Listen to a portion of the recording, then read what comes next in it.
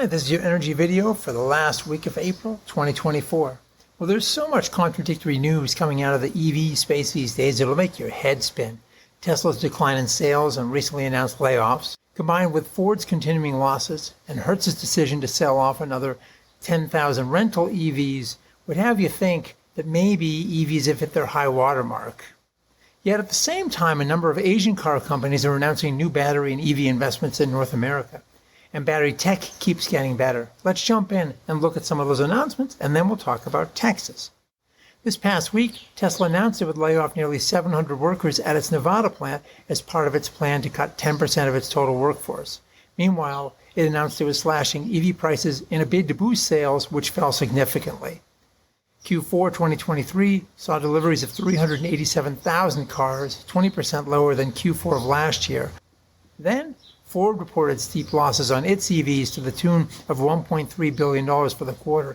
Sales were down 10% as well, but revenue was off by 84%. Ouch. Ford is working to cut costs, but has a long way to go as it plans lower-cost EVs in the future. And CEO Jim Farley now cautions that EVs might not see price parity with gas-powered vehicles until 2030. Then there's Hertz.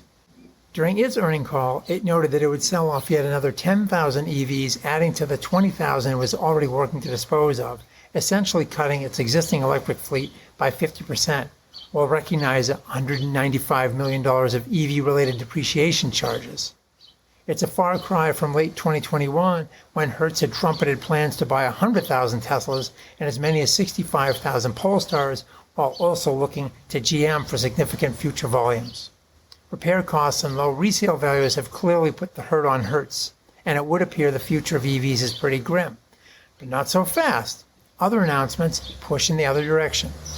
Last week, Honda announced plans to develop an $11 billion EV manufacturing capability in Ontario, involving JV investments from South Korea's POSCO and Japan's Asahi Kasei.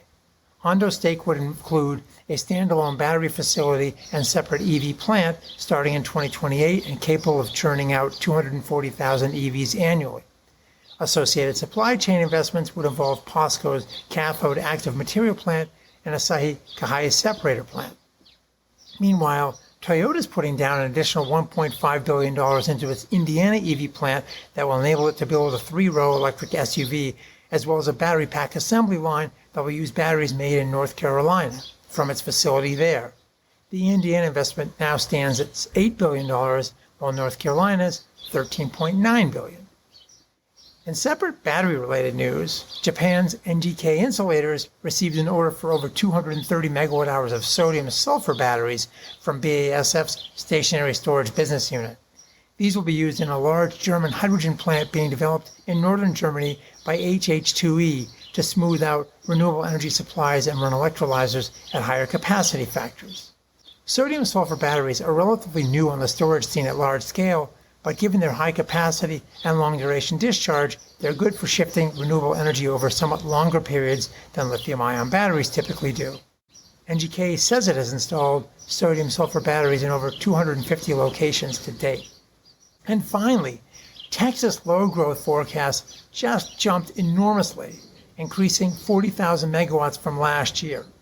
Part of that is simply lots of new load from factories, data centers, and the oil patch that's all coming to Texas.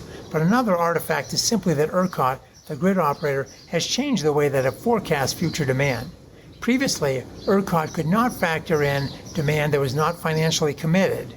But 2023 legislation now obligates ERCOT to consider future loads that transmission operators have identified. Total potential load by 2030 could now be as high as 152,000 megawatts. Putting that in perspective, ERCOT's all-time peak demand record from last August was just over 85,000 megawatts, set on August 10th, 2023. Well, that's all for this week from Maui. Thanks for watching, and we'll see you again next week.